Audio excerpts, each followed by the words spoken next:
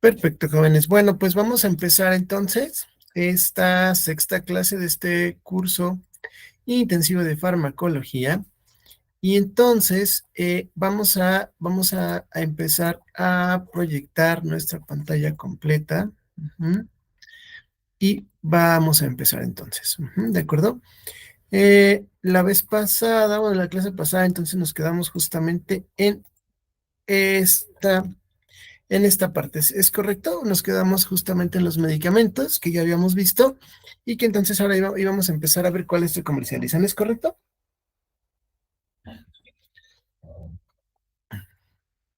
¿Sí? ¿Sí me escuchan? Sí, doctor. Ah, perfecto, muy bien. Entonces vamos a empezar. Entonces, actualmente, ¿qué medicamentos se comercializan? Bueno, pues vamos a empezar. El primero o vaya, conforme el orden que los fuimos viendo, pues son justamente las aminas vasoactivas, ¿de acuerdo? Como nosotros podemos ver, el medicamento que se comercializa actualmente es epinefrina, no es adrenalina, ajá, porque la adrenalina, bueno, de hecho, si viene aquí, miren, adrenalina entre paréntesis, la adrenalina justamente es el neurotransmisor que se sintetiza de forma como una hormona y que es obviamente pues es una síntesis natural. Nosotros pues cuando lo encontramos en su forma farmacológica, vaya, como medicamento, entonces lo vamos a tener como epinefrina. Como ven, bueno, pues la verdad es que no es caro. Vean aquí, la caja trae 50 o 100 ampolletas y cuesta 400, entre 400 y 700 pesos, ¿no?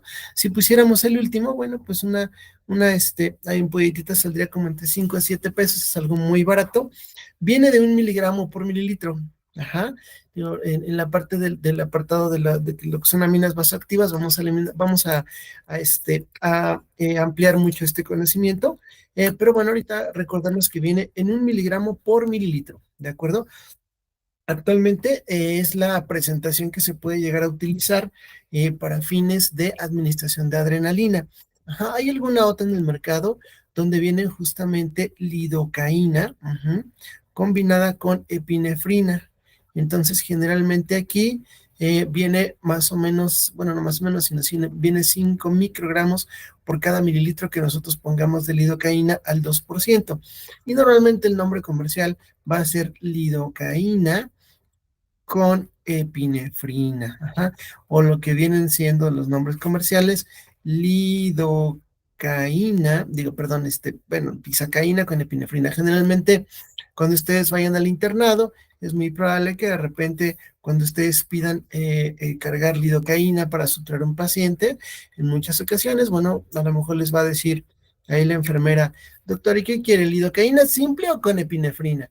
Si ustedes le ponen con epinefrina, bueno, pues lo único que va a hacer la epinefrina es que los capilares donde ustedes pongan, o más bien los capilares subcutáneos, donde normalmente nosotros infiltramos el anestésico local, van a tener cierto calibre.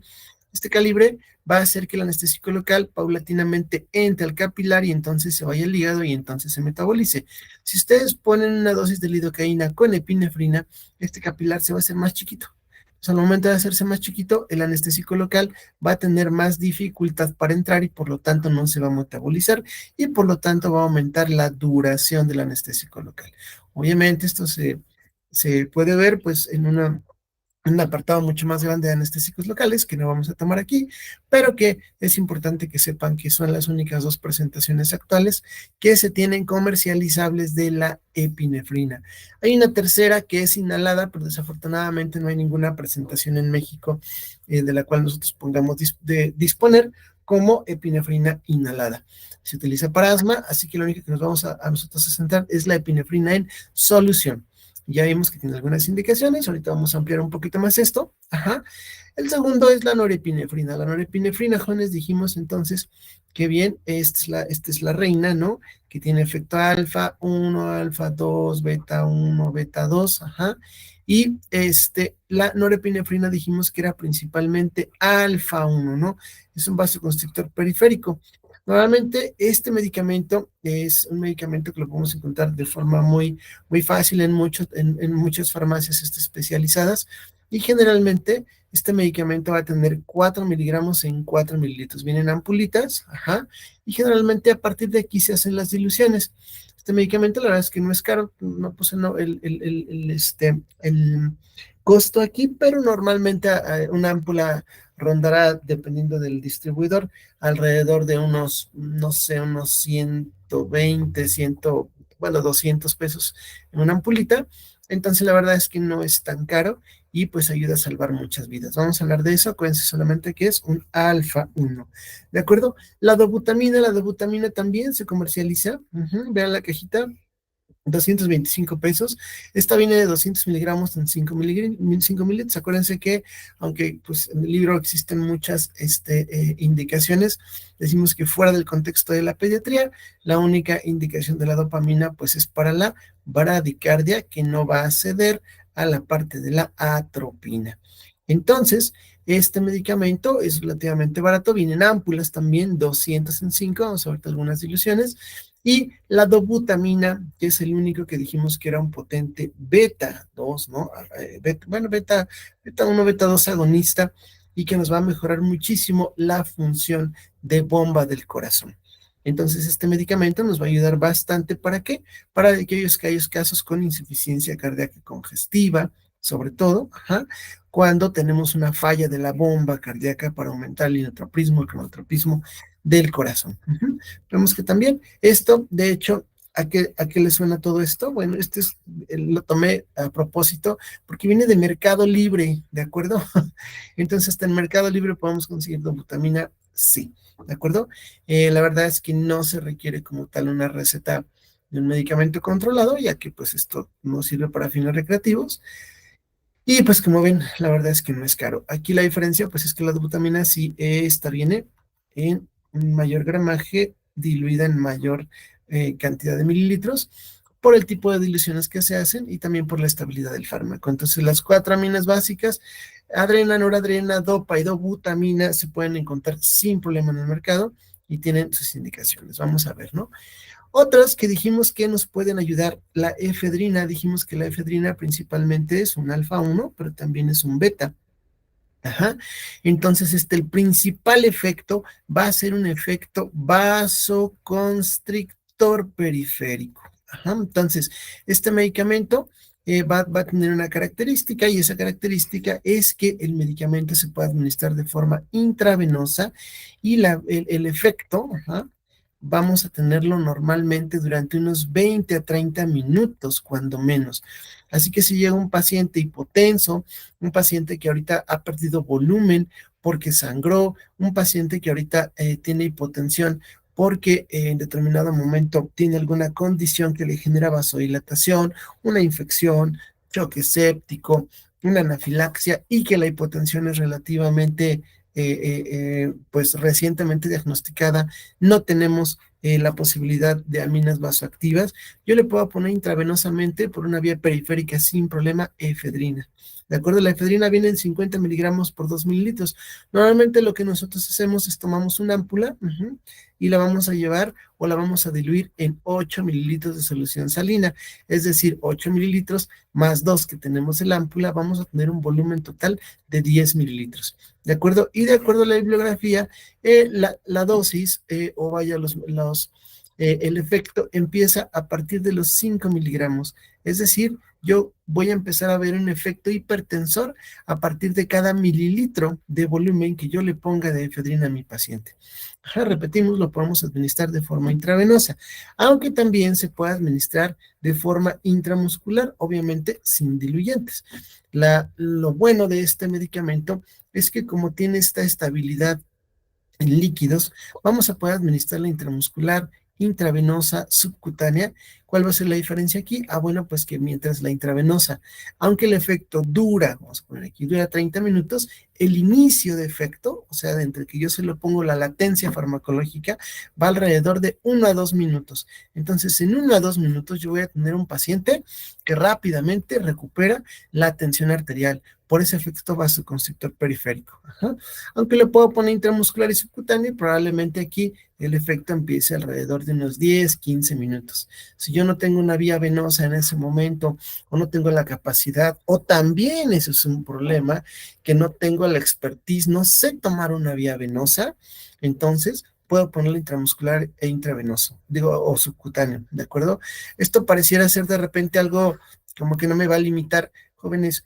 Muchos, desafortunadamente, ahorita por la gran cantidad de médicos de internado de pregrado que se están teniendo, muchos de ellos y quizá algunos de ustedes no van a tener la oportunidad de estar en un hospital de alto nivel y por lo tanto, o bien, también depende de cada alumno, por supuesto, no van a aprender a poner una vía intravenosa y es triste que nosotros veamos a los alumnos o a los médicos recién egresados y no sepan poner una intravenosa. Entonces les sugiero siempre que aunque le agreguen, le aumenten la cantidad de horas de trabajo en su internado, jóvenes, siempre aprendan a dominar las principales vías, intravenosa, intramuscular, subcutánea, ¿no? Digo, vaya, es triste, ustedes lo verán como que un colmo. Bueno, hemos tenido casos donde en determinado momento médicos no saben poner una inyección intramuscular así de grave. Entonces, obviamente, yo no quiero que esto suceda con ustedes, así que el consejo desde ahora es que mientras ustedes puedan, en talleres, organizamos uno si quieren, pero vamos a necesitar dominar las vías intravenosas, sobre todo para aquellos de ustedes que quieran en determinado momento tener una práctica de especialidades con este fin, ¿no? Y con todos, ¿no?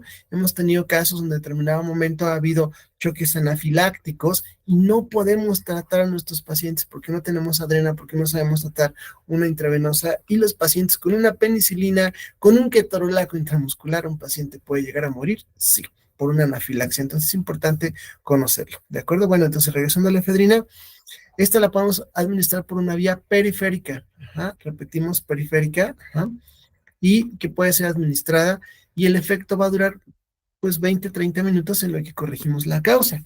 Y vamos a adelantarnos un poquito y paradójicamente regresarnos. Estos medicamentos, la adrena, la norepinefrina, la dopamina y la dobutamina, las cuatro, para su administración, idealmente requieren una vía central. ¿Qué rayos es una vía central, jóvenes? Bueno, una vía central no es otra cosa que para su administración correcta requieren un catéter venoso central.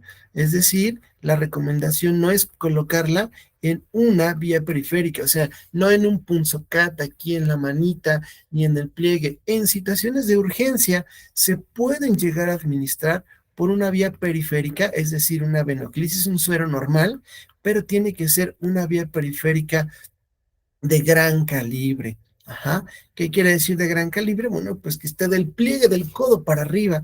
¿Por qué? Porque ya van a ser venas grandes. Si yo le pongo uno de estos medicamentos en una vena pequeña, en el dorso de la mano, aquí en la parte de la muñeca, lo que yo voy a provocar con gran probabilidad es que esta venita se tenga el efecto directo del medicamento y pueda llegar a tener un vasoespasmo tan severo, una vasoconstricción tan severa que pueda inutilizarme esa vía. Puede haber flebitis, estos medicamentos arden, estos medicamentos son irritativos. Entonces, si ustedes no le ponen este medicamento, cuando menos en una estación de urgencia, en una vía periférica de gran calibre, tienen el riesgo de que ahí se les trombose el vasito, de ahí que se cierre el vasito, que no pase, y al final de cuentas no sirve de nada. Y la otra es que estos medicamentos normalmente van a durar unos cuantos minutos, dependiendo la dosis y la forma en la que se infundan. Los medicamentos, su efecto dura de 2 a 5 minutos. Es decir, si yo no le estoy poniendo una dosis constante de dopa, dobuta, norepinefrina, adrenalina, en 2 a 5 minutos ya no tengo efecto de nada, porque se metabolizan ampliamente en la circulación sistémica. Así que estos medicamentos generalmente se tienen que poner en una infusión intravenosa. ¿Qué quiere decir? En un paso continuo del medicamento, obviamente dosificado, para que su efecto sea continuo. Ajá, entonces, la efedrina no, la efedrina cuando menos nos da 25 a 30 minutos de posibilidad de administrar o de corregir la causa, mientras la efedrina no vamos a necesitar a estarla administrando cada rato. sino con una dosis podemos tener ese efecto. El problema, pues, es que justamente como es un receptor, bueno, es un agonista a alfa 1, y si ustedes se acuerdan del mecanismo de acción, favorecía la salida de los neurotransmisores de la terminal, bueno, hacia la terminal sináptica. Una vez que estos neurotransmisores se agotan aquí, ya no voy a tener efecto. Entonces el efecto está limitado. ¿A cuánto? Pues a las dosis. Normalmente cuando nosotros empezamos a alcanzar los 30 miligramos en bolo, 25, 30, ya no voy a tener mayor efecto. ¿Por qué? Porque ya me acabé las reservas que yo tenía de neurotransmisor, entonces necesito esperar otros 20, 30 minutos a que se sinteticen de nuevo y entonces volver a poner un medicamento. Así que este fármaco tiene sus pros, una vía periférica, aunque sea delgadita, le puedo poner, me da 20, 30 minutos, pero si le sigo poniendo dosis hasta alcanzar los 30 miligramos, pues verdaderamente ya no voy a tener efecto. Entonces es un fármaco muy bueno en una situación de urgencia, claro, se puede administrar y verdaderamente es un medicamento que es relativamente fácil de conseguir. Pertenece a la fracción 2 de medicamentos.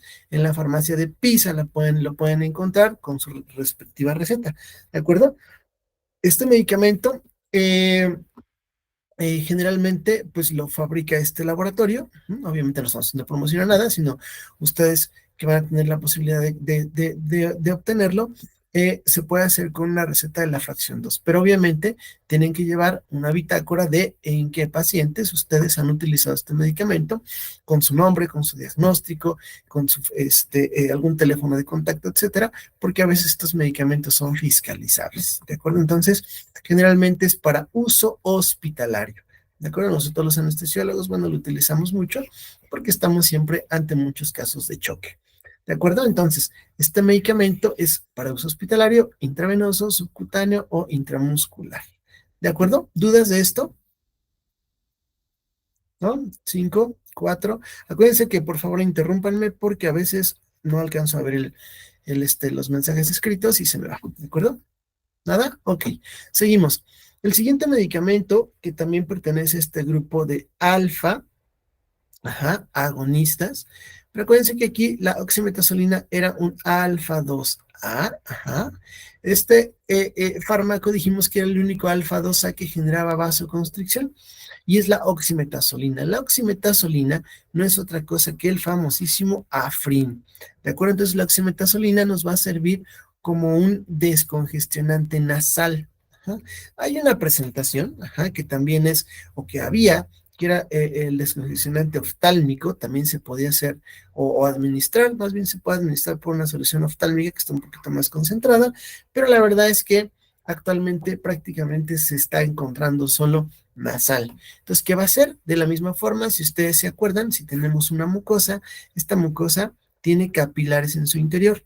Durante un resfriado, ¿qué es lo que sucede? Estos capilares, que normalmente son pequeños, se van a hacer grandes. Al hacerse grandes, perdón, el epitelio presenta en sus fenestraciones permeabilidad y los líquidos van a salir a la mucosa, por lo tanto me van a generar edema.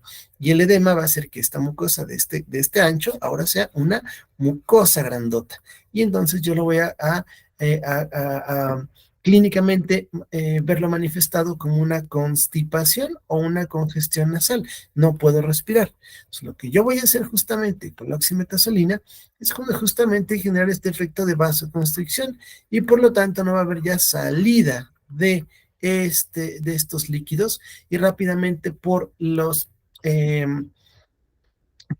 la circulación linfática va a disminuir el edema y por lo tanto la mucosa va a volver a su estado original de aquí y me voy a descongestionar.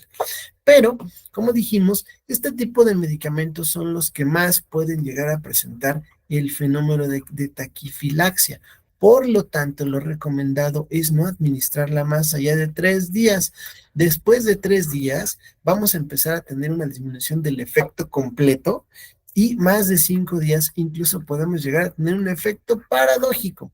¿Por qué? Por el fenómeno de taquifilaxia que hemos explicado en las primeras clases. ¿De acuerdo? Entonces, este medicamento normalmente se da cada 12 horas. De hecho, aquí dice, mire, cada 12 horas. Y se da 1 o 2 disparos nasales. Generalmente esto va a depender de pues del alcance del disparo. A veces hay tanta congestión que el primer disparo pues no llega quizás solamente a primeros cornetes, habrá que esperar unos minutos, un segundo disparo para que penetre más el fármaco y pueda generar un mejor efecto descongestionante. ¿De acuerdo? Si llega a tener absorción, sí, podemos llegar a tener un poquito de efecto alfa, sí, así es, pero verdaderamente no es mucho. Así que este medicamento hay que utilizarlo cuando mucho 3 días. ¿Qué le vamos a decir a nuestros pacientes en resfriado común? Lo más estrictamente necesario que se ocupe. Por ejemplo, ¿no? Si en este momento yo tuviera una constipación nasal, pues a lo mejor diría, oye, pues si tú vas a dar una plática, vas a dar una clase, vas a generar, bueno, algún tipo de situación que en este momento tu trabajo, tus actividades requieran que estés con la nariz limpiecita, pues te puedes dar 2 disparos. Funciona obviamente para la parte de la constipación, ya sea por la parte infecciosa o también sea por la parte alérgica. Ujú.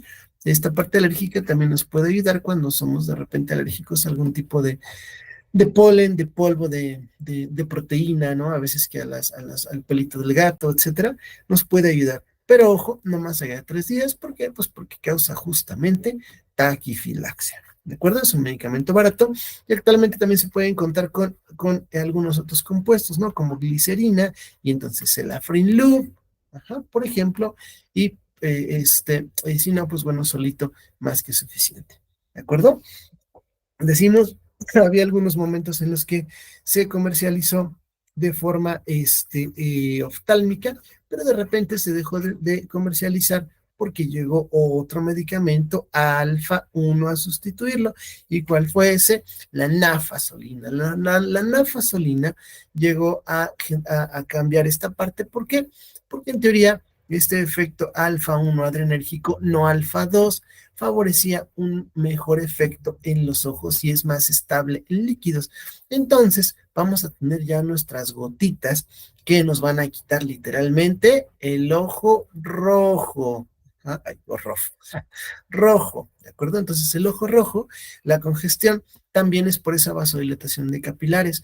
Entonces, en la conjuntivitis alérgica, entonces en la parte del ojo rojo por algún otro efecto, nos puede ayudar.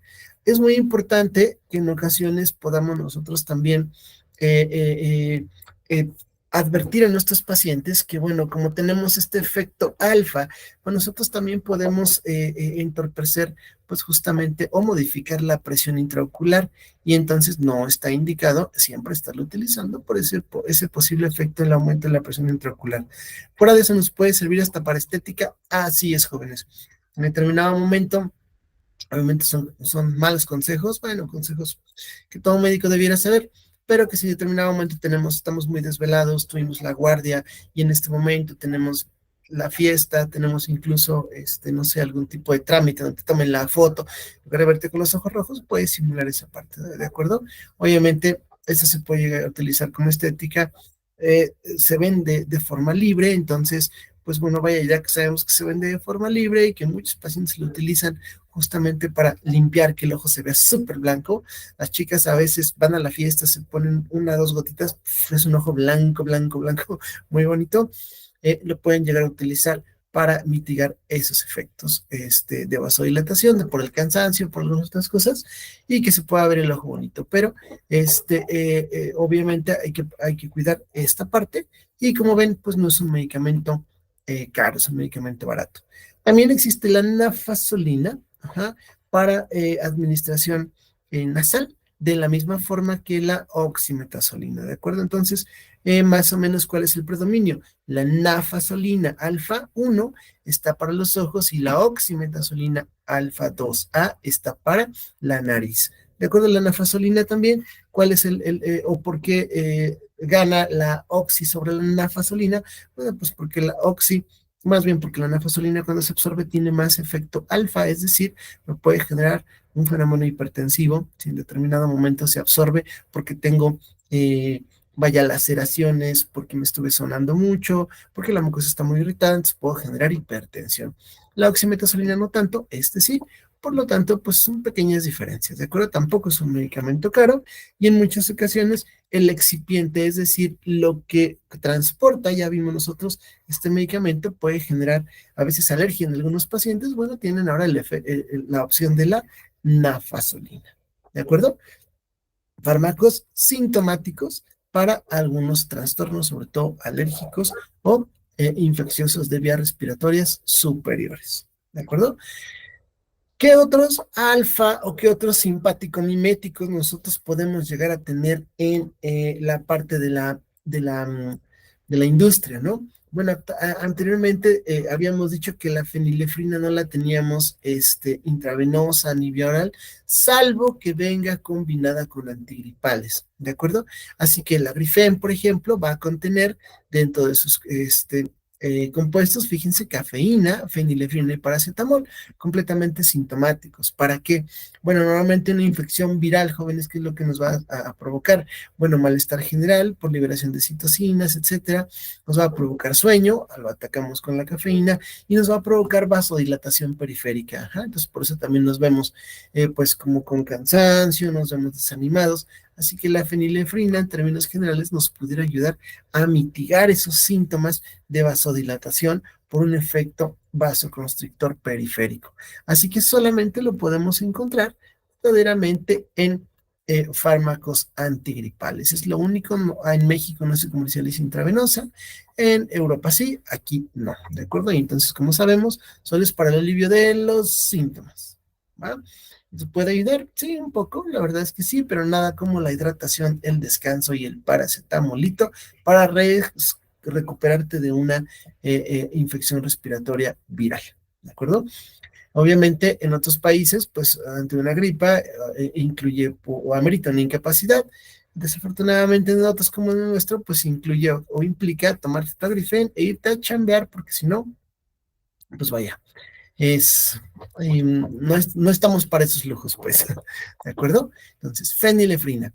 ¿Qué otro? No maneja el libro, pero que es muy importante que ustedes conozcan. Este otro, la norfenefrina. La norfenefrina también tiene un efecto importante vasoconstrictor, ajá, periférico, por su efecto alfa 1. ¿Cuál es la diferencia con esta norfenefrina? La norfenefrina es un medicamento de nombre AS.Cor, que son gotitas, que es estable en líquidos. Al ser estable en líquidos, al ser estable en agua, va a favorecer la toma oral, vía oral.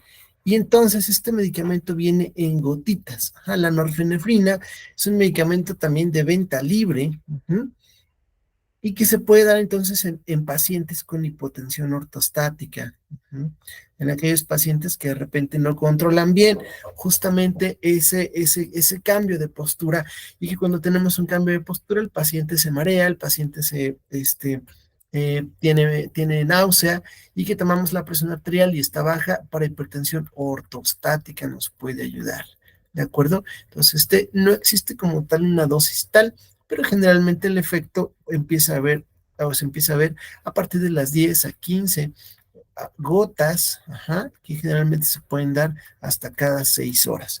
También tiene ese efecto progresivamente a partir de una semana de tolerancia al fármaco, así que bueno, pues se puede utilizar de manera intermitente en los pacientes. Ajá. También hay algunos pacientes que ya se encuentran postrados en cama por algunas enfermedades terminales, por secuelas de EBC, por cáncer y demás, y que les empieza a bajar la presión, y que en determinado momento, a pesar de estar acostados, el paciente se siente con náusea, el paciente se siente con mareo, y vemos que la hipotensión puede llegar a ser algún factor y no se pueden corregir otros, podemos dar como paliativo norfenefrina. Este medicamento para ayudar a subir la presión vía oral, de acuerdo, las gotitas se diluyen en agua y se toman, repito, se diluyen y se toman, porque a veces vemos algunos pacientes que desafortunadamente, doctores que me dijeron que me los pusiera debajo de la lengua, y ya vemos todo debajo de los carrillos de la lengua, todos lastimados, todos ulcerados, porque pues vaya, el medicamento es irritante, no va ahí, sino hay que diluirlo y hay que tomarlo con líquidos. Obviamente funciona mucho mejor con líquidos, ajá, porque pues nos va a aumentar la precarga y aquí vamos a generar un vasoconstrictor. ¿de acuerdo? Entonces es un fármaco que no viene en el libro, pero que es bueno que ustedes conozcan como parte de sus herramientas para su práctica clínica, norfenefrina, ¿de acuerdo?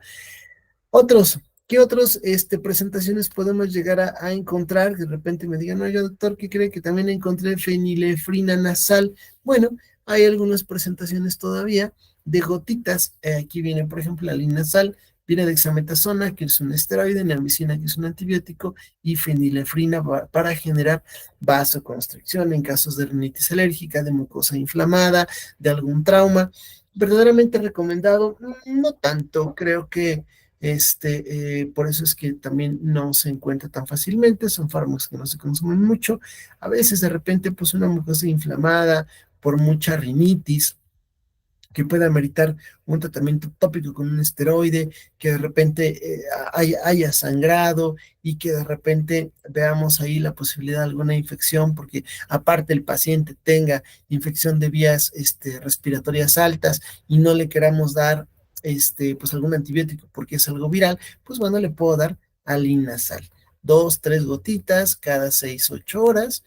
Pudiera ser suficiente para descongestionarlo si el paciente requiere, insistimos, un momento en el que se descongestione por causa de fuerza mayor, una conferencia, un trámite, etcétera. Si no es así, bueno, pues quizá un poquito mejor limitarlo y continuarnos con el tratamiento conservador para que se resuelva el problema de base y no solamente los síntomas, sino el paciente abuse de esto, haga taquifilaxia, tenga efecto secundario, digo, efecto paradójico posteriormente, y llegue y le reclame, doctor, primero me funcionó y después sus porquerías de gotas me tienen peor. Ese es el objetivo que hay que evitar. ¿De acuerdo? ¿Dudas hasta aquí? ¿No? Ok, si no hay dudas, entonces vamos a continuar. Bueno, nosotros dijimos que había receptores agonistas de receptores DOPA, ajá, DOPA 1, DOPA 2, y que generalmente estaban implicados de forma indirecta en la liberación de prolactina. Entonces nosotros, sobre todo, el receptor DOPA 2 puede llegar a inhibir la síntesis de prolactina y por lo tanto sea el tratamiento para la hiperprolactinemia.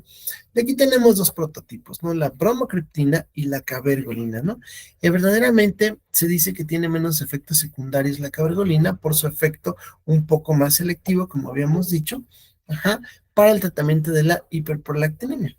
¿De acuerdo? Entonces, este medicamento puede ser o puede llegar a ser utilizado, claro, por supuesto, es muy bueno. Y la bromocriptina, por alguna razón, seguramente comercial, a veces es un poquito más difícil de conseguirlo en una farmacia, pueden ustedes checarlo. No son medicamentos tan caros, pero sí nos puede ayudar a el tratamiento de la hiperprolactinemia. ¿De acuerdo? Son medicamentos obviamente de especialidad, pero si en algún momento ustedes en su servicio social ya lo verán, van a ser los únicos médicos que el paciente puede llegar a tener acceso. ¿De acuerdo? Actualmente, aunque ustedes de repente no lo perciban porque vivimos realidades diferentes, hay pacientes que no pueden pagar un médico y que tienen problemas graves. Entonces, a veces el único médico, la única esperanza que tengan o que tienen es ir con su médico del servicio social, bueno, del centro de salud. Así que ustedes van a formar parte de una gran esperanza, jóvenes, para muchos pacientes. ¿Eh? Entonces, es importante conocerlos de acuerdo a el medicamento que pueden llegar a utilizar o que tengan en su servicio, lo pueden utilizar para la hiperprolactinemia. Obviamente tendrán que primero diagnosticar la hiperprolactinemia, ¿no? Y pues que exista obviamente salida de leche por la glándula, sin estar embarazada, sin estar en lactancia y con algunos otros síntomas que obviamente no son en este momento objeto de estudio. Solo de demostrar que hay fármacos, como vimos, que se comercializan para este fin por su agonismo DOPA 2. ¿De acuerdo? Otro, el pramipexol sí se utiliza, está comercializable, mira, esto es de Farmacia Guadalajara, y acuérdense que este es para el tratamiento del adyuvante, ajá, del Parkinson. ¿Por qué? Pues porque acuérdense que uno de los principales efectos del Parkinson o por lo que se produce, pues es justamente por alteraciones en la dopamina. Y entonces, si nosotros tenemos un efecto agonista directo de receptores DOPA, ya vimos, podemos ayudar mucho a un paciente que tenga Parkinson. Pramipexor, generalmente se puede dar hasta cada 12 horas y la verdad es que no es tan caro, puede ser adyuvante para la levodopa, carbodopa como tratamiento de base. Uno que es el neurotransmisor y este que estamos haciendo agonismo directo en su receptor. Pramipexor, ¿de acuerdo? Y bueno, los otros dos que nosotros vimos que nos pudieron ayudar bastante en la parte del agonismo beta, pues ya habíamos visto el salbutamol y el lipatropio. El salbutamol normalmente es el fármaco agonista más conocido, aunque no el mejor. ¿Por qué? Porque tiene un inicio de efecto rápido. Su mecanismo beta 2 agonista hace que rápidamente el paciente genere una broncodilatación. El efecto se empieza a los 3 minutos, a veces antes, dependiendo de la dosis. El grande problema es que su efecto empieza a decrecer a los 30 minutos y a partir de aquí a las 2 horas a veces ya no tenemos nada de efecto de salbutamol y tendremos que repetir las dosis, lo cual puede llegar a generar tolerancia, ¿de acuerdo? La forma más común pues es que sea un aerosol, ¿de acuerdo? Que nos va a dar 100 microgramos en cada disparo que nosotros tengamos. Y bueno, son fármacos útiles en el tratamiento sintomático del asma, obviamente, del EPOC, la enfermedad pulmonar obstructiva crónica, y de todo aquello que me genere un broncoespasmo, ¿de acuerdo? Que también puede llegar a ser generado por un choque anafiláctico, por una alergia al pelo de gato, a los animales, etcétera, al polen, ¿de acuerdo? Por el polvo, nos puede llegar a servir bastante bien, pero decimos, inicia muy rápido, pero la vida es muy corta. Entonces, este fármaco normalmente nos puede llegar o puede llegar a ser utilizado para las crisis. ¿De acuerdo? Es decir, que en este momento tengo un espasmo muy severo. ¿Yo qué puedo hacer? Bueno, le puedo dar no un disparo, le puedo dar 2, 3, 10 disparos, o bien puedo utilizar algunas presentaciones como esto, o puedo llegar a utilizar esto que es un espaciador, o se llama, voy a borrar esto un segundo, se llama cámara espaciadora. La cámara espaciadora normalmente es un dispositivo que yo conecto mi inhalador de este lado, o más bien mi dispensador de inhalaciones, y voy a colocarle varios disparos aquí. Y entonces, ¿qué va a suceder? Bueno, que en esta inhalación, mientras yo lo estoy teniendo en la boca y en la nariz, voy a estar respirando lo más profundo que pueda y entonces el fármaco va a entrar para los pulmones y va a recircular, ajá, hasta que la probabilidad de que llegue a sitios más lejanos sea mucho mayor. Así que la cámara espaciadora o aerochamber, que es como la marca comercial, nos va a ayudar mucho a cuando tenemos una crisis y no tenemos un nebulizador. Porque también está la otra parte, están los medicamentos que vienen en ampolletitas y se pueden nebulizar. ¿Qué es una nebulización, jóvenes? Ok, bueno, agarramos una dosis de una ampolletita, diluimos una dosis del medicamento en un poquito de solución salina, normalmente el volumen no son mayores a 5 mililitros, y vamos a hacer pasar una corriente de oxígeno por esta ampulita diluida en algo que se llama nebulizador. Bueno, puede ser de oxígeno de aire, y entonces el fármaco literal, que son moléculas grandes, ahora van a ser moléculas muy pequeñas. Al ser moléculas muy pequeñas, van a entrar de bronquios grandotes, ajá, que acuérdense que tenemos dos bronquios principales, el derecho y el izquierdo, y van a entrar con mayor facilidad a las ramificaciones más distales. Por eso es que las nebulizaciones son mucho más eficaces que las dosis con un inhalador común. ¿De acuerdo? Entonces, el salbutamol normalmente viene o solito en un inhalador normal o bien viene combinado con su compadre, que es el hipatropio. Y este puede venir combinado ya sea en el mismo inhalador o bien en una solución para nebulizarse como es esta de aquí. ¿De acuerdo? ¿Y cuál es la diferencia con el hipatropio? Decimos que este hipatropio duraba hasta 12 horas. Sí, pero la bronca es que este tarda en hacer efecto alrededor de 30 minutos. Así que imagínense de repente una crisis asmática con un paciente que ya no puede respirar, que tiene tos, disnea, sibilancia. Si yo le doy un medicamento que le va a tardar 30 minutos en hacer efecto, pues seguramente me va a decir, llévenme con otro médico. Así que, pero este medicamento sí va a mantener una vez instalado, va a mantener esa broncodilatación hasta 12 horas. Así que puede llegar a ser utilizado, sí, claro, solito, claro, para la prevención de un ataque asmático o de una bronco constricción por alguna causa, pero si lo quiero como urgencia, no nos va a servir mucho. Así que la industria, perdón, así que la industria dice, bueno, sin problema, yo lo que voy a hacer contigo es tomar y combinar justamente el hipatropio con el salbutamol en un solo inhalador. ¿Y qué voy a hacer? Bueno, pues con el salbutamol rápidamente voy a tener un efecto y a las 2 horas va a bajar. Pero como este inhalador también tiene hipatropio, pues entonces cuando uno esté bajando, el otro ya está subiendo y te va a durar 12 horas. Así que esa es la razón por la cual se comercializa este medicamento, que es el nombre comercial más conocido, que es el Convivent, ¿no? De la combinación de fármacos para mejorar la ventilación. Y el Respimat, lo único que tiene de diferencia, pues es que es este cartuchito que se puede utilizar en esta cosa que es el Aerochamber. De hecho, justamente, la ficha técnica dice, perdón, dice justamente que es para administrarse miren aquí, oral dispositivo para mediante dispositivo Respimat, o sea, tenemos que utilizar un dispositivo parecido a este, ¿de acuerdo? O bien puede venir en ampulitas, como es la parte de acá abajo, que viene, perdón, puede venir en ampulitas como es este de aquí, que es el Convivent en ámpulas. ¿Para qué? Para ser administradas en un nebulizador y hacerlo pulverizarlo. Obviamente todo esto se ve en un capítulo aparte, que es tratamiento o manejo del paciente con asma y EPOC, que obviamente no lo vamos a ver en este punto, pero es muy importante que ustedes sepan más o menos cómo funcionan estos medicamentos y cuáles son los que actualmente se comercializan. Hay otros actuales, que es el salmeterol, por ejemplo, que es un muy buen medicamento, no lo vamos a tocar ahorita, pero este medicamento, a pesar de ser un beta agonista, es de rápida acción, igual de 3 a 5 minutos, e igual dura 12 horas. Por poner un ejemplo, hay algunos otros, insisto, tendrían que ser vistos en un capítulo adicional del tratamiento de asma y el EPOC, pero podemos adelantar un poco. ¿De acuerdo, jóvenes?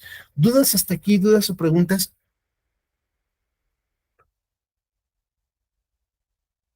¿No? ¿Nada? Sí, no, doctor. Ok, perfecto. Entonces, vamos entonces ahora a ver un poquito más de esta cháchara que se llama aminas vasoactivas, ¿de acuerdo? Y bueno, desde una perspectiva muy personal, la mejor forma de poder aprender aminas es justamente aprendernos o ver los tipos de choque o de shock que nosotros vamos a tener. ¿De acuerdo? Entonces, con esta imagen muy bonita que tenemos aquí, vamos a intentar visualizar mentalmente o a formar un conocimiento mental de los 1, 2, 3, 4, 5 tipos de choque que tenemos. Acuérdense, son 5. Y que vamos a tener el primero, que es seguramente el más frecuente. El más frecuente es el choque hipovolémico. ¿Qué sé con el choque hipovolémico? Como vemos en esta imagen bonita aquí, bueno, pues el capilar o una gran arteria, una gran vena, tiene flujo de sangre y se pierde. Es decir, vamos nosotros a tener pérdida de sangre. Entonces, en el choque hipovolémico, normalmente lo que nos va a perder es el paciente sangre, pues obviamente ya sea por trauma, ya sea por un sangrado, por una úlcera, por un sangrado uterino, por un parto en este momento mal atendido, o no mal atendido, sino de repente, pues un parto complicado, una cirugía que en este momento hayamos tenido, pero también el paciente puede perder líquidos. Entonces, en un estado de deshidratación, aquellos pacientes que tienen diarrea, ¿no? Sobre todo los niños, que pueden llegar a perder grandes cantidades de líquidos, y que esto no es exclusivamente de los niños, ¿no? Nosotros hemos visto en ocasiones pacientes que vienen, pues, vayan en un estado de deshidratación tal después de haber trabajado, jugado los partidos interminables de fútbol y después unas buenas borracheras con las bebidas de moda, el mezcal, que no le pones nada de agua, pero no me hace cruda. ¿Y qué creen? Unas deshidrataciones tan severas que los pacientes tienen taquicardia e hipotensión. Entonces, el choque hipovolémico generalmente se va a manifestar por una frecuencia cardíaca alta. ¿Por qué? Porque el corazoncito va a estar intentando sacar todo lo que puede a la circulación de lo que le llega, pero la presión arterial va a estar baja. ¿Por qué? Porque si ustedes se acuerdan, el gasto cardíaco viene de varios lados. La frecuencia cardíaca, ajá, la capacidad de contractilidad o de contraerse del corazón, la precarga, y la precarga generalmente viene condicionada por líquidos, ajá, la poscarga que generalmente va a estar condicionada por el impedimento al flujo de salida del ventrículo izquierdo, ajá, y también por las resistencias vasculares periféricas, en este caso de capilares. Entonces, si yo de repente no tengo sangre, ¿qué es lo que va a suceder? Ah, bueno, pues la precarga, que es el líquido, me va a fallar. Ajá. Ok, ese es el primero. El cardiogénico, jóvenes, ¿qué es lo que va a fallar? Va a fallar justamente como está la imagen, el corazoncito, ¿no?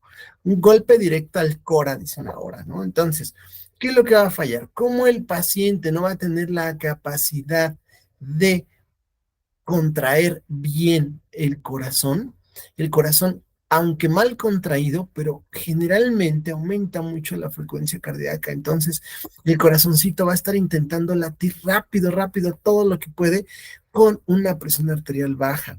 ¿Qué ejemplos podemos poner aquí? Bueno, si ustedes se acuerdan, había una cosa que se llamaba tamponade cardíaco, ¿no? Por ejemplo, perdón, tamponade cardíaco, que se llama insuficiencia cardíaca. ¿Qué es lo que va a pasar? Cuando yo de repente puedo tener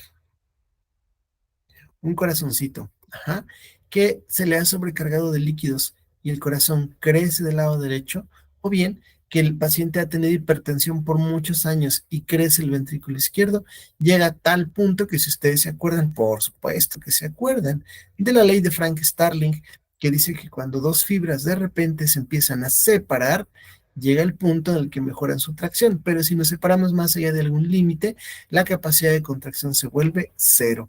Y entonces la capacidad de contracción se vuelve cero, el corazón intenta latir muy rápido, pero a expensas de una frecuencia, de una presión arterial muy baja.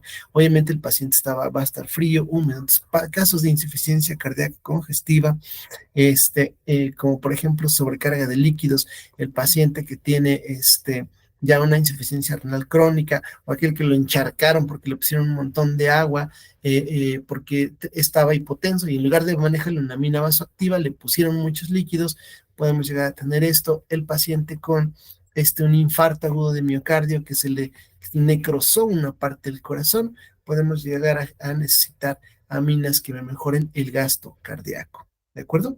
3, el choque séptico. ¿Qué va a pasar con el choque séptico? Bueno, pues el choque séptico, uno de los principales problemas es la vasodilatación periférica en los capilares. Si ustedes se acuerdan, las bacterias van a tener esa capacidad de que un capilar de este tamaño ahora va a ser un capilar grandote. Y el capilar grandote, ¿qué va a pasar? Va a fugar líquidos al exterior y nos vamos a tener edema. ¿Por qué? Porque primero, como bien lo dice aquí esta imagen, primero tenemos una etapa donde hay enrojecimiento. ¿Por qué? Pues porque aumenta el gasto cardíaco, la liberación de citocinas, la fiebre, pero después hay una vasodilatación periférica, hay edema periférico, y entonces, ¿qué sucede? Este edema se enfría, así que el paciente va a estar frío y pálido. ¿De acuerdo? Y entonces, ¿cómo va a estar la frecuencia cardíaca? Cuando tienen fiebre, una infección a todo lo que da con una presión arterial baja. ¿De acuerdo? Entonces, en estos tres tipos de choque, vamos a tener presión arterial y frecuencia cardíaca baja. ¿Cuál es el punto a lo mejor ahorita diferenciador? Si lo encontramos de repente en una segunda etapa, el paciente frío y pálido, ajá, pero al inicio enrojecimiento, ¿de acuerdo? Y obviamente ver la causa, si tiene una infección, si tiene un infarto, está hinchado por edema, si tiene una pérdida de sangre de líquidos, ¿de acuerdo?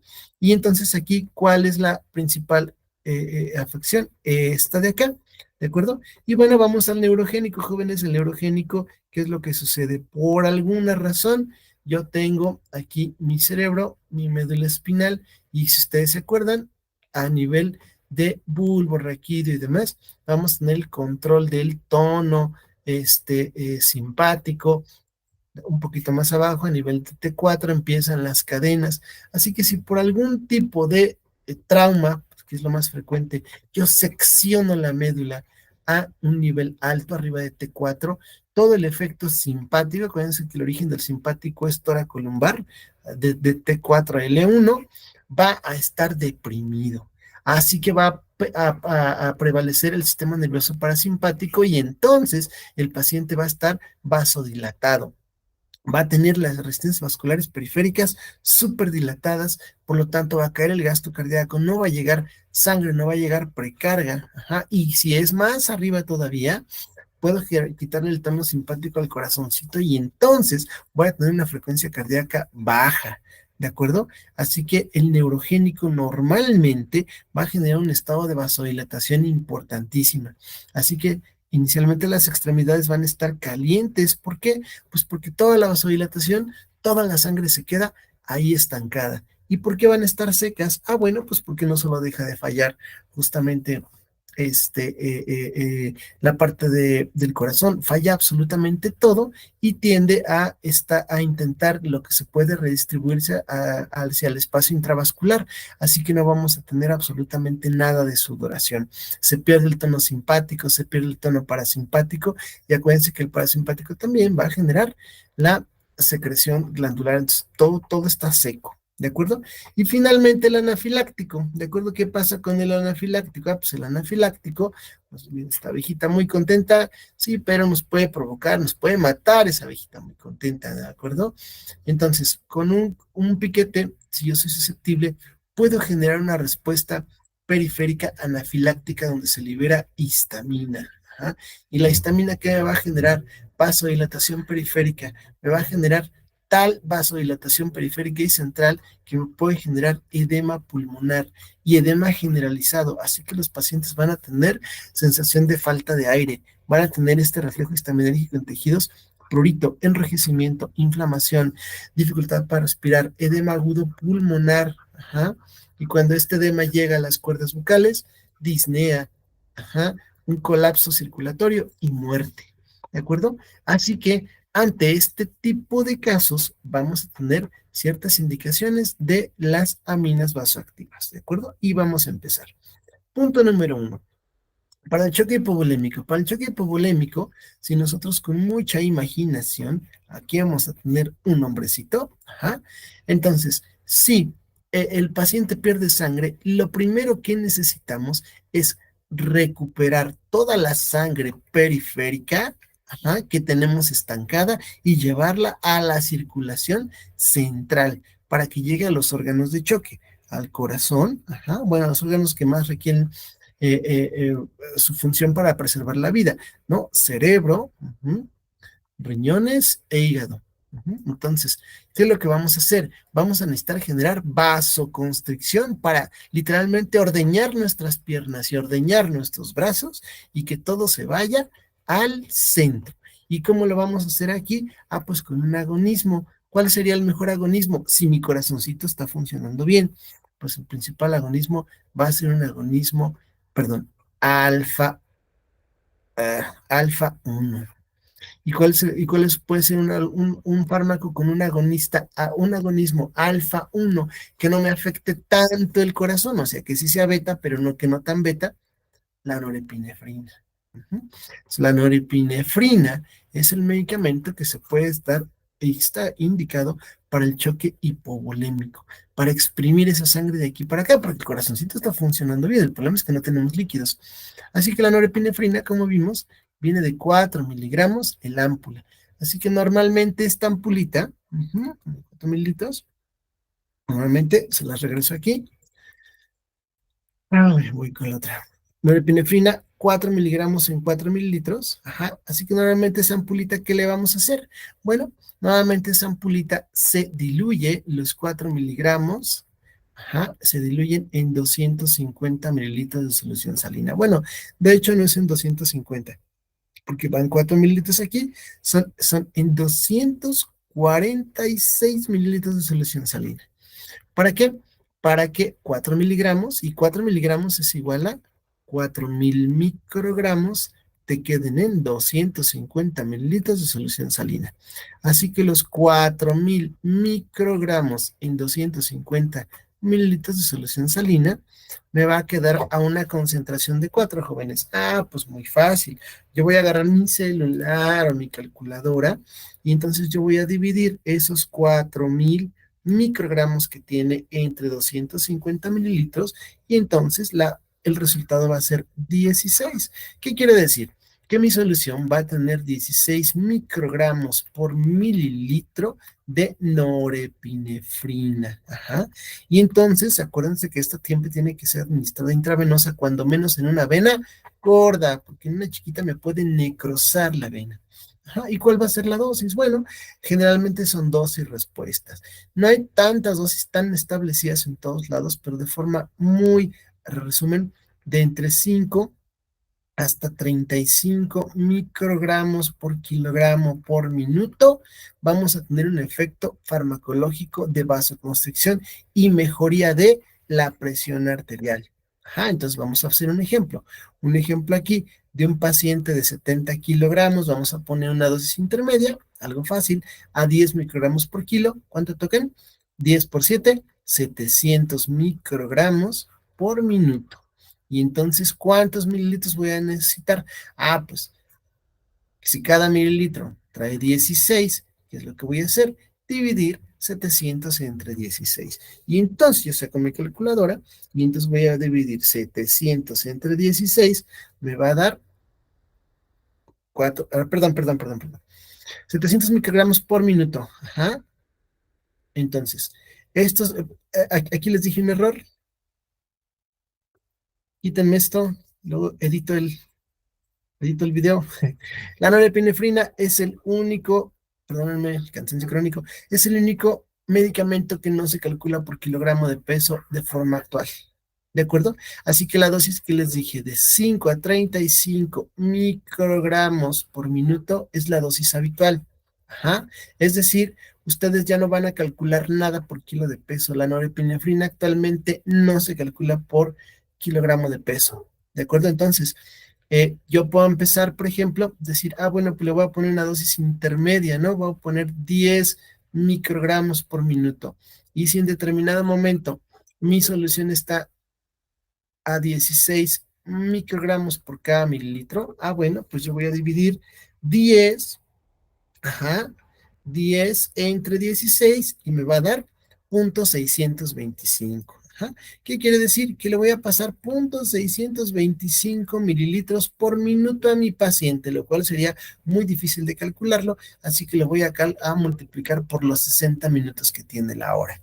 Y esto por 60 me va a dar 37.5 mililitros. Entonces, yo que le voy a decir a mi personal de enfermería, señorita, le va a pasar, va a poner una ámpula de 4 miligramos de norepinefrina en 250 mililitros de solución y le va a pasar inicialmente 37.5 mililitros por hora en una bomba de infusión para calcular que yo estoy a 10 microgramos por minuto de norepinefrina y ver cómo está su estado de choque. ¿Cuánto le voy a dar? Pues le voy a dar justamente los 5 minutos que tiene. Después de los 5 minutos le vuelvo a tomar la presión arterial. Si mi paciente está bien, perfecto. Si mi paciente le falta, puedo ir de 5 en 5 hacia arriba. Si mi paciente ya está hipertenso, pues ahora puedo ir a lo mejor de 5 en 5 para abajo hasta encontrar esa dosis respuesta. ¿Ok? Vamos a volverlo a hacer. ¿De acuerdo? Repito entonces. A partir de 5 a 35 microgramos minuto es la dosis respuesta de mi paciente. Vamos a suponer que yo voy a poner una ámpula de 4 miligramos en 4 mililitros, que es lo que tiene la ámpula, la voy a diluir en 246 mililitros de solución salina. Así que mi volumen total van a ser 250 mililitros. Ajá. Entonces, si yo voy a calcular y le voy a poner, vamos a poner una dosis que sea un poquito más difícil, a 7 microgramos por minuto, entonces yo voy a decir que esta dosis, 250, ¿qué sucedió? Bueno, los 4 miligramos equivalen a 4,000 microgramos para estar en las mismas unidades. Entonces, cada mililitro de estos 250 mililitros decimos que tenía 16 microgramos por cada mililitro. Ajá. Esta es mi solución, así va a quedar. Entonces, si yo necesito ponerle 7 microgramos por minuto, ¿qué voy a hacer?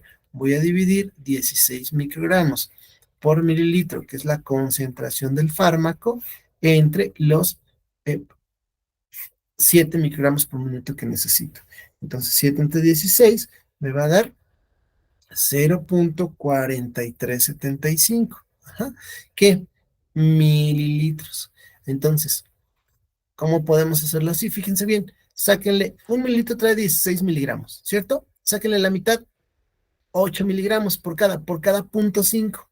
Aquí son 7, entonces le tocan casi medio mililitro. ¿Por cuánto? Por un minuto. Ajá. Entonces, si yo le quiero pasar a mi paciente esto, pues va a ser muy difícil calcularlo. Así que lo voy a multiplicar por los 60 minutos que tiene la hora. Ujú. Y entonces por 60 me va a dar 26.25 mililitros por hora. Y entonces yo le voy a decir a mi enfermera que le pase, por favor, 26.25 mililitros por hora a mi paciente de una infusión que tenga una ámpula de norepinefrina más 246 mililitros de solución salina y que los pase por favor en infusión en una vena gordita. Y así voy a evaluar cada 5 minutos para ver si en determinado momento mi paciente sube o baja la presión de un término medio. ¿Cuál es la idea?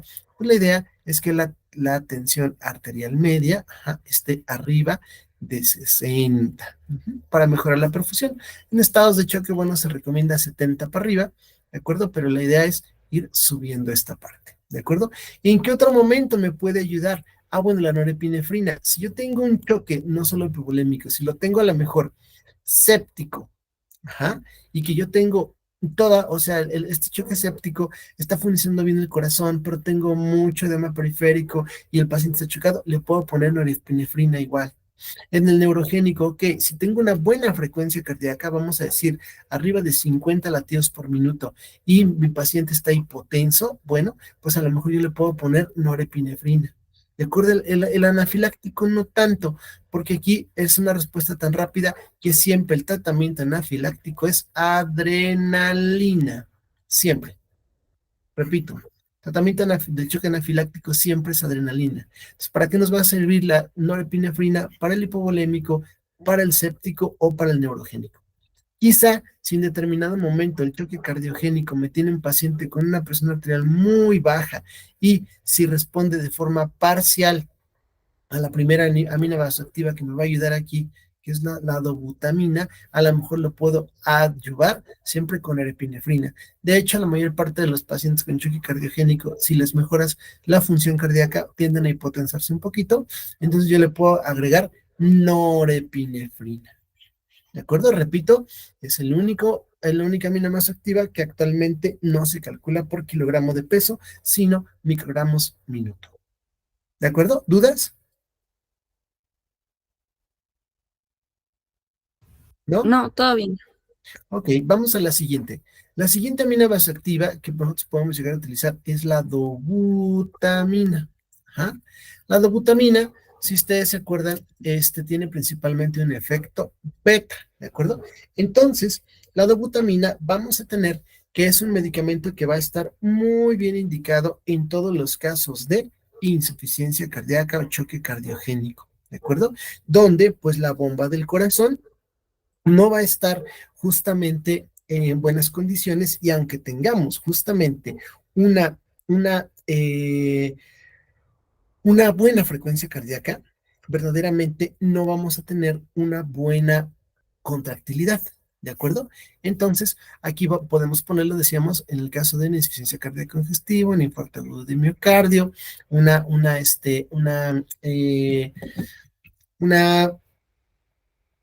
algún tipo de alteración como una miocarditis infecciosa, etcétera, y entonces vamos a utilizar dobutamina. Vamos a irnos acá, entonces la dobutamina, la encontramos, decimos que la dobutamina está aquí. La dobutamina, decimos que vienen 250 miligramos en 20 mililitros, viene una ámpula así grandota. ¿De acuerdo? Entonces, 250 miligramos en 20 mililitros lo vamos a administrar de la misma forma, ajá, en una vía grandota, gorda, de preferencia central. Ajá. También va a durar 3 minutos en hacer efecto y posteriormente vamos a tener eh, la, la, mm, el metabolismo rápido, ¿de acuerdo? Entonces, este medicamento sí se calcula en microgramos en kilogramo por minuto. Anteriormente, había la parte de los intensivistas de la vieja escuela le llamaban gamas, ¿no? ¿A cuántas gamas está tu dobuta? No era otra cosa más que microgramos kilo minuto. Ese era el punto. Y la dosis verdaderamente va de 0.05, no, digo, de 0.5 a 15 microgramos kilogramo minuto. Ajá. Esa es como la dosis de dobutamina. Arriba de esto es más difícil que tengamos un efecto. Entonces, ¿cómo se puede calcular? Si nuestra presentación era 250 miligramos en 20 mililitros, pues lo vamos a calcular de la misma forma. ¿De acuerdo? Entonces, 250 miligramos, lo vamos a diluir. Siempre todo tiende a ser a 250 mililitros porque la solución salina es de 250 mililitros, aunque en PDT se pueden hacer diluciones mucho más chiquitas, pero vamos a dejarlo a 250. Entonces, 250 miligramos, que son 20 mililitros, ahora lo vamos a diluir en 230 mililitros de solución salina para tener un volumen total de 250 mililitros. Entonces, ¿cuánto nos va a quedar? Pues fíjense, aquí está un poquito más fácil, ¿no? Porque la presentación, si ustedes se acuerdan de dobutamina, fíjense bien, son 250 miligramos. Si lo llevan a 250 mililitros, ¿cuántos miligramos por mililitro le quedan? Les queda, pues, uno. Es muy fácil, ¿de acuerdo? Entonces, como esta va a quedar a 1 miligramo por mililitro, esto quiere decir que queda a 1000 microgramos por mililitro.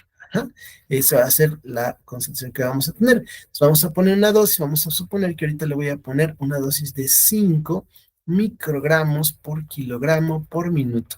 En un hombre Gayton de 70 kilogramos, ¿le tocarían cuántos? 350 microgramos kilogramo por minuto.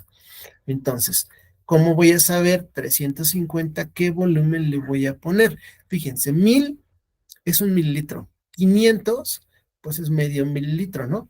Y si le van bajando, quizá le toquen como 0.30 y cacho, ¿no? Entonces pueden hacer la cuenta justamente en su teléfono y pueden dividir 350 entre 1000 y les va a dar exactamente 0.35 mililitros por minuto. Entonces, como esto es muy difícil de calcular, lo que vamos a hacer, lo vamos a multiplicar por los 60 minutos que tiene la hora. Y entonces nos van a dar 21 mililitros por hora.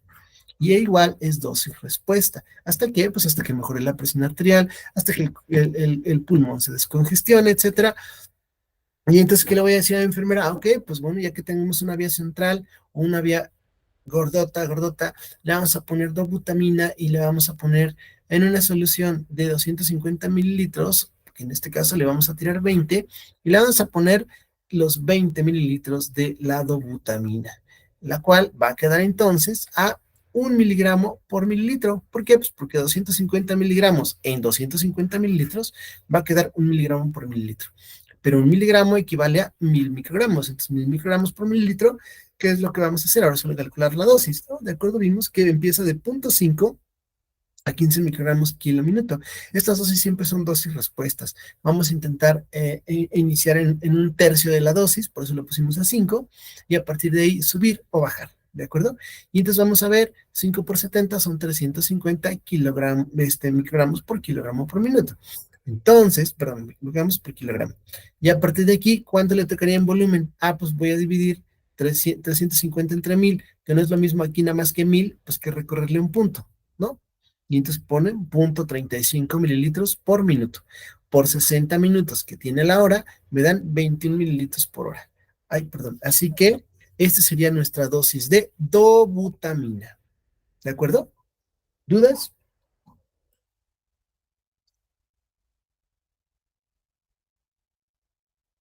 Ok. Ahora, ¿qué pasaría si en determinado momento mi paciente tuviera no solamente un choque adrenérgico, bueno, digo, perdón, no solamente un choque cardiogénico, sino que en determinado momento ya se mejora la función del pulmón, ya se descongestionó, ya la insuficiencia cardíaca congestiva ya bajó, pero el paciente sigue verdaderamente hipotenso. ¿Qué le puedo administrar? Ah, pues a la dobuta también le puedo agregar norepinefrina. ¿Para qué? Para que la dobutamina me continúe ejerciendo la función del corazón y la norepinefrina me genere vasoconstricción periférica. ¿De acuerdo? Entonces, son verdaderamente eh, formas de ir combinando estas aminas vasoactivas y que verdaderamente nosotros vayamos a tener una mejor probabilidad de un éxito en nuestros pacientes. ¿De acuerdo? ¿Dudas de esto? ¿No? Ok, perfecto. Ahora vamos a otro. Vamos a la adrenalina. Ajá. La adrenalina, en términos estrictos, o sea, para el caso justamente de un paciente con necesidad de adrenalina o de epinefrina en infusión, solamente la indicación es el choque anafiláctico, ¿de acuerdo?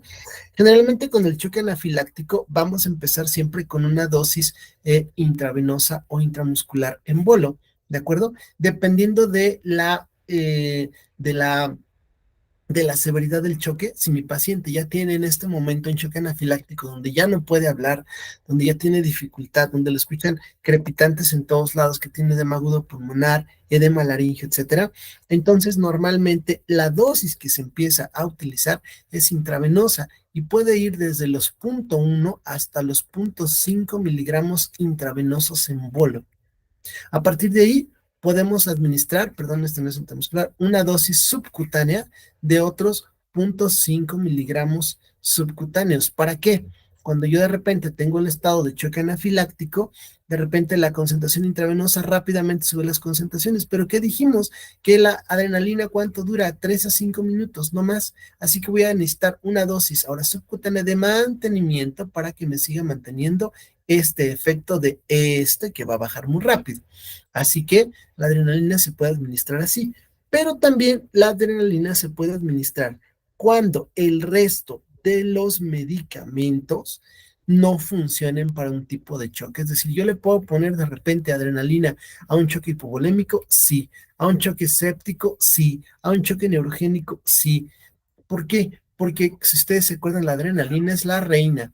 Así que si no me funciona a veces en norepinefrina le puedo poner adrenalina, sí. Si no me funciona dobutamina le puedo poner adrenalina, sí. Sin embargo, pues la adrenalina va a tener efectos sistémicos en todos lados. Así que no siempre me conviene que tenga yo el efecto, por ejemplo, en estado de choque hipovolémico, que tenga yo también el corazón mucho más acelerado. Ajá, o del choque cardiogénico mucho más acelerado, porque puedo llegar a tener un mayor compromiso de la relajación cardiogénica. Entonces, la adrenalina, en términos estrictos, vamos a decirlo así para efectos de esta clase, lo vamos a utilizar solamente para choque anafiláctico. Ya cuando ustedes sean unos maestrazos, internistas, intensivistas, y no como su servidor técnico anestesista, van a saber utilizar mucho más la adrenalina, pero para efectos de esta clase, que somos médicos generales todos ahorita, vamos a utilizarla para choque anafiláctico. Y entonces, ¿cómo se puede administrar la adrenalina en infusión? Bueno, la adrenalina en infusión, la dosis va de igual 0,5 a 25 microgramos por kilogramo por minuto. Y entonces, ¿qué van a hacer ustedes? Si ustedes se acuerdan, la adrenalina venía en una ampulita de 1 miligramo por mililitro. Así que si en determinado momento ustedes quieren darle la dosis inicial, le van a tener que poner una ampulita, la van a diluir en 9 mililitros para que dé un volumen total de 10 mililitros y cada mililitro va a tener 0,1 miligramos de adrenalina, o sea, 100 microgramos de adrenalina por mililitro. Así que de repente, si le quiero tratar a un paciente su choque anafiláctico que no es tan severo y me quiero ir despacito intravenoso, le voy a poner 1 mililitro de adrenalina ya diluida a 10 mililitros, intravenoso rápido. Y voy subiendo. Si el paciente no mejora, y es impresionante, digo yo, desafortunadamente, Desafortunadamente y afortunadamente he tenido que tratar pacientes justamente así con adrenalina por choque anafiláctico y es mágica. O sea, tú la pones y empieza a subir, subir, subir. Obviamente le tienes que poner adicionalmente su antihistamínico, su esteroide y lo que más. Pero el tratamiento de urgencia es mágica la adrenalina. Ajá. Posteriormente, bueno, se puede administrar como una infusión para choques hipovolémicos y demás cosas también, pero bueno, ahorita vamos a hacerlo así. ¿De acuerdo? Para impedir que esto suba y baje rápido, vamos a poner una dosis subcutánea. ¿Para qué? Para que esto se mantenga, ¿de acuerdo? Y la dosis subcutánea va de 0.5 miligramos. Si quisiéramos poner la infusión, bueno, pues ¿qué yo puedo hacer? Bueno, le puedo poner una ámpula, ajá, en 249 mililitros de solución y entonces me van a quedar 250 mililitros de volumen. Entonces, 1000 microgramos, que es un miligramo, que es una ámpula, van a quedar en 250 mililitros de solución. Así que, ¿cuántos microgramos va a tener por mililitro? Pues si yo divido 1000 entre 250, me va a quedar 4. 4 microgramos por mililitro. Entonces, si la dosis, si yo le voy a poner aquí a mi paciente, va a ser de 5, un paciente Gayton de 5 microgramos por kilogramo por minuto. En un paciente Gayton le van a tocar 35 miligramos microgramos, perdón, por kilogramo por minuto. Entonces, ¿cuántos mililitros le tienen que poner? Pues bueno, si van 4 por mililitro, ¿m? 4 microgramos, entonces, ¿cuántos le van a poner? Pues hacen la regla de 3 y seguimos exactamente el mismo procedimiento, ¿de acuerdo? Ahorita lo podemos hacer, ¿de acuerdo? Vamos a dividir, entonces, los 35, entonces van a ser 35, bueno, más bien si 35 entre 4, van a ser 8.75 mililitros por minuto. Si lo quiero llevar a 60 minutos, van a quedar 525. Entonces, como ven, a veces esta 525 mililitros es mucho, tendría que ponerle 2 de estas. ¿Cómo puedo hacerle para concentrarla más? Bueno, en lugar de mi solución, en lugar de poner una ámpula, le voy a poner 2 ámpulas. Así que en lugar de ahora estar a 5, va a quedar a 4 microgramos, va a quedar a 8. Y en lugar de pasarle 525 miligramos, le vamos a pasar a 252.5. Oye, no, pero es mucho. Le puedes poner 6 ámpulas, o sea, la idea es que le pongas la menor cantidad de volumen, pero más o menos así se hace el cálculo del medicamento, ¿de acuerdo? Creo que yo de repente para efectos de médico general me quedaría con la dosis del choque anafiláctico, punto 1, o sea, bolos de 0.1 hasta 0.5 miligramos intravenoso y posteriormente le pondría justamente una dosis subcutánea de 0.5 miligramos subcutánea, ¿de acuerdo? Más su esteroide, más todo lo demás. ¿Sí queda? Creo que con eso pudiéramos quedarnos para esto. ¿Sí? ¿Dudas, preguntas? ¿No? Y finalmente, bueno, la dopamina. La dopamina, acuérdense que para efectos en adultos solamente está indicada para el tratamiento de la bradicardia sintomática, que no cede a atropina. Entonces, ¿en qué tipo de choque estaríamos? Pues algo muy parecido a un choque cardiogénico, ¿no? ¿Por qué? Porque pues tenemos nada más aquí la frecuencia cardíaca que estaría bajita. Entonces, ¿yo qué voy a hacer? Bueno, tengo un paciente con 40 de frecuencia cardíaca y tiene tensión arterial de 40, ay, me pasé de lanza, de 70 a 40, ok, le voy a pasar atropina. Dosis de atropina que dijimos, 0.5 miligramos. Dejo pasar 3 a 5 minutos. Siguen 42 y la tensión arterial sigue en 70 a 40. Ok, le paso otro. Voy a arriesgar a pasarle 1 miligramo, porque el paciente está con diaforesis sintomática. ¿Qué significa sintomática? Está con diaforesis, tiene disnea. Ok, le subió a 48 latidos por minuto y tiene 81, 42, pero sigue con diaforesis. Otro miligramo, otros 3 a 5 minutos, siguen 50 y la presión arterial sigue en 80, 35. Aquí puede empezar dopamina. ¿Y cómo se hace el procedimiento de la dopamina? Exactamente igual, jóvenes, exactamente igual. Digo, ya no los voy a aturdir, pero nada más tienen ahora que ver que la dopamina viene en 200 miligramos en 5 mililitros. Ajá. Y entonces la solución va a ser exactamente la misma, ¿de acuerdo? Entonces vamos a tener que diluir. Bueno, la dosis, acuérdense que podemos ir desde el 1 hasta los 25 microgramos kilogramo minuto. Dosis y respuesta empiecen en 5. Y lo volvemos a hacer con toda esta parte para empezar a administrarle a un paciente dopamina que tiene bradicardia y que no ha respondido a la atropina. ¿De acuerdo? Sí queda esta parte. De acuerdo al tipo del componente del gasto cardíaco, yo les puedo empezar a administrar aminas. ¿De acuerdo? Entonces, otra vez, choque hipovolémico, probablemente norepinefrina. Si no funcionara, a lo mejor adrena. Cardiogénico, dobuta. Si estuviera hipotenso, a lo mejor norepi. Ujú. Si no funcionara, a lo mejor ya heroicamente adrena. ¿Qué muchas veces sucede? Ajá. Séptico, normalmente está vasodilatado, norepi. Pero ese sepsis ya se fue al corazón, ya tiene falla de bomba, dobuta. Ya está muy mal, bueno, adrena. Ujú. Neurogénico, fíjate que está hipotenso, pero la presión arterial está normal, norepi. Fíjate que está hipotenso, pero además de eso, no puede respirar porque la presión está muy baja, la frecuencia cardíaca está muy baja y el corazón funciona bien. El problema es que tiene una frecuencia cardíaca muy baja y está muy hipotenso. Adrena. O bien pueden combinar norepinefrina con atropina. Ujú.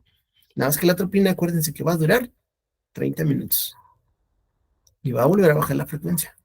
No, pero pues no quiero, entonces mejor le voy a poner norepinefrina y a lo mejor dopamina. Ujú. Hoy está en paro, adrenalina. Ah, falta esa parte. ¿No? Y anafiláctico, de inicio, adrenalina. Acuérdense que los bolos son intravenosos, posteriormente un bolo subcutáneo para que no baje, y si no cede, intravenoso en infusión. Todas en catéter venoso central. ¿Sí queda? Hasta aquí, ¿dudas, preguntas? ¿No? Ok. Ahora, acuérdense que la adrenalina también se puede llegar a utilizar para el paciente en paro cardíaco. Ajá. El paciente en paro cardíaco, normalmente la dosis de adrenalina es 1 miligramo intravenoso en bola. Ujú. ¿Para qué pacientes? Aquellos pacientes que tienen asistolia completamente, ¿de acuerdo? O fibrilación ventricular. ¿De acuerdo? Son las dos indicaciones principalmente que el paciente está en paro por asistolia y fibrilación ventricular. ¿De acuerdo? Porque si el paciente tiene bradicardia, pues no está en asistolia, es el paciente, bueno, también o taquicardia ventricular. También si tiene taquicardia ventricular sin pulso, también se le puede dar adrenalina. ¿De acuerdo? Entonces, estos se les consideran los ritmos mortales y esta es la asistolia. Para el resto, hay otros fármacos. ¿Cuánto se le da? 1 miligramo en polo. ¿De acuerdo? Si no saben, si no tienen electro ahorita nada, de la adrenalina. 1 miligramo y obviamente su RCP bien dado. ¿De acuerdo? ¿Dudas o preguntas, jóvenes de aminas?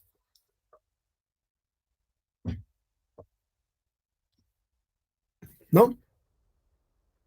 Creo que ¿Seguro? no, doctor. Perfecto, muy bien. Entonces son las 6. Vamos a darle 10 minutos más, como todas las veces. Y vamos a continuar. ¿De acuerdo? Vamos a continuar con un tema que es muy rápido y que le vamos a avanzar bastante.